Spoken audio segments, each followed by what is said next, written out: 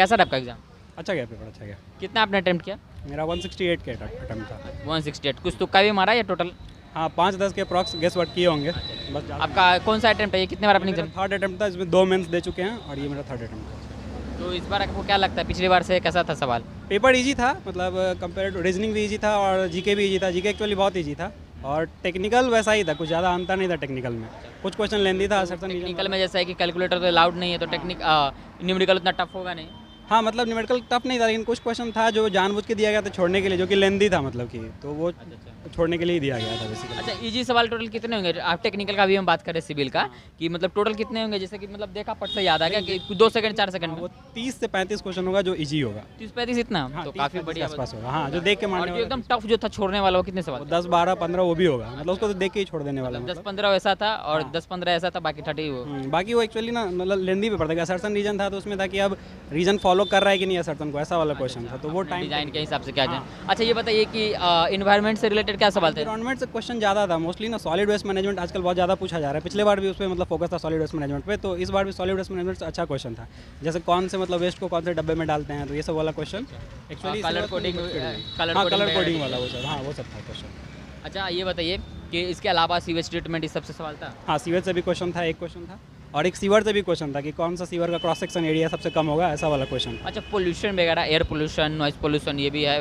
Air pollution, noise pollution से I think एक आध क्वेश्चन रहा होगा, बट उससे ज़्यादा नहीं था। इन्वायरमेंट से ज़्यादा क्वेश्चन था। ये बताइए कि फायर सेफ्टी, ये सब सेफ्टी वगैरह से क्या सर? अर्थक्वेक से था, सेफ्टी से नहीं था। अर्थक्वेक से क्वेश्चन था कि मतलब स्टेबिलिटी के लिए क्या करेंगे हम लोग, कौन सा मतलब कि वो ब्रिक वर्क यूज़ करेंगे, तो रीइंफोर्स्ड ब्रिक वर्क का आंसर होता है। अच्छा, ये भी बताया हुआ था कि मिलावट वगैरह पहचानने के लिए ये सब? हाइड्रोलिक से क्वेश्चन था।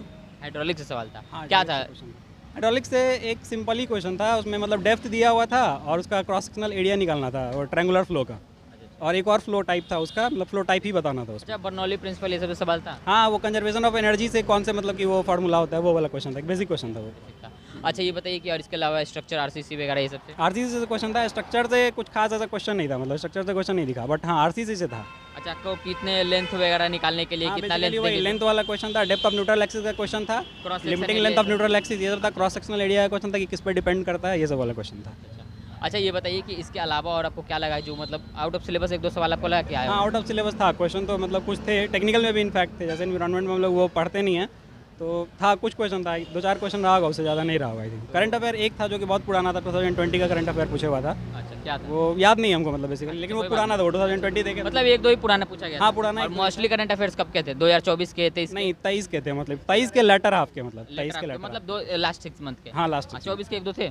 24 के एक आध थे। याद है आपको जरा क्वेश्चन जो थोड़ा हाँ, वो बताइएगा? एक तो पूछा हुआ था कि तमिलनाडु का गवर्नर कौन सा है, तो ऐसा क्वेश्चन था। तो थोड़ा डीप में पूछ लिया। 1-2 योजना का क्वेश्चन था। क्या योजना था, याद है? नहीं, रिवर के बेस्ड योजना था, अच्छा, बट वो ज़्यादा हमको डिटेल पॉलिटिक्स से रिलेटेड कुछ सवाल थे? हाँ, पॉलिटिक्स से तो बहुत सारा क्वेश्चन था, मतलब कि जैसे एक प्रीएम्बल का ही क्वेश्चन था, एक अमेंडमेंट से क्वेश्चन था, तो यही। बट कल जितना क्वेश्चन है कॉन्स्टिट्यूशन वगैरह?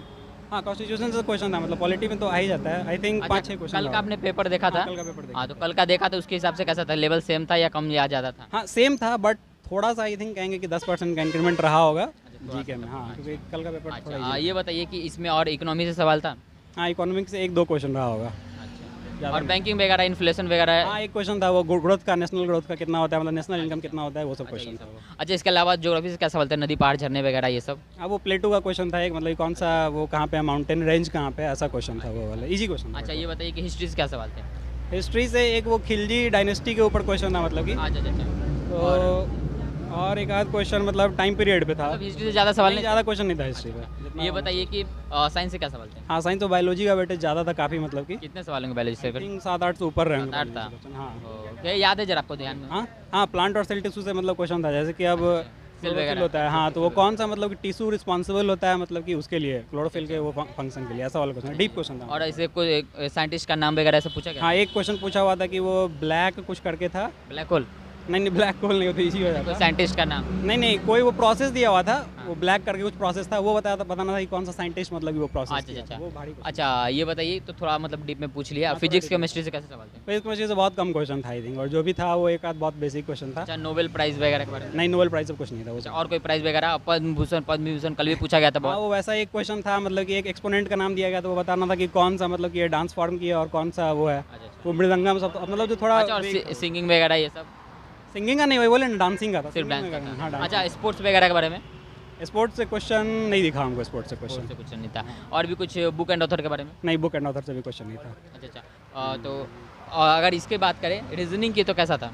रीजनिंग में 2-3 क्वेश्चन मतलब कि था जो कि छोड़ने वाला, बाकी 45 छोड़ने वाला क्या था, 48 जरा एक दो करने वाला। बताइए क्या किससे? वो था एक जैसे एक सर्कुलर टेबल का क्वेश्चन था, वो मतलब अच्छा सीटिंग अरेंजमेंट वो हाँ, जो टफ लेकिन पूछा होता है। एक्चुअली वो टफ था, मतलब कि वो ना हाँ, जैसे lengthy होता है। ऑल क्वेश्चन इजी भी होता है, बट वो वाला टफ था, मतलब कि वो लेंदी था। तो 2 क्वेश्चन था और एक वो था कि किस मंथ में कौन बॉर्न हुआ है उसके हिसाब से उसको अरेंज करना था, बट वो एक्चुअली ना मतलब रेफरेंस फ्रेम में दिया हुआ था, तो वो टफ था। मतलब 2-3 टाइम टेकिंग था मतलब। हाँ। हाँ, मतलब 2 ही 3 क्वेश्चन टाइम टेकिंग था, अच्छा, ये बाकी बताइए कि किस किस से कितने सवाल आए थे? मैं आपको टॉपिक बोलता हूँ। कोडिंग डिकोडिंग कितने सवाल थे? कोडिंग डिकोडिंग से आई थिंक 7-8 क्वेश्चन रहा होगा। 7-8 क्वेश्चन? हाँ, कैसे थे उसका? बहुत इजी क्वेश्चन था। अच्छा इजी था। रीजनिंग ओवरऑल ही पूरा इजी था, 3-4 क्वेश्चन। फिगर वाले कौन से थे? एनालिटिकल वाला क्वेश्चन था, मतलब वो मिरर इमेज जो होता है मिरर इमेज, वही सब क्वेश्चन, 4-5 क्वेश्चन। एनालिटिकल काउंटिंग ये सब? हाँ, फिगर काउंटिंग का एक ही क्वेश्चन था, वो ट्रायंगल काउंट करना था, बहुत इजी था। और उसका सीरीज वगैरह ये सब? हाँ, सीरीज था। सीरीज कितना सीरीज? कौन सा फिगर सीरीज था या फिर नंबर? न्यूमेरिकल सीरीज था, नंबर सीरीज था और अल्फाबेटिकल सीरीज था। ये पजल्स वगैरह कुछ थे?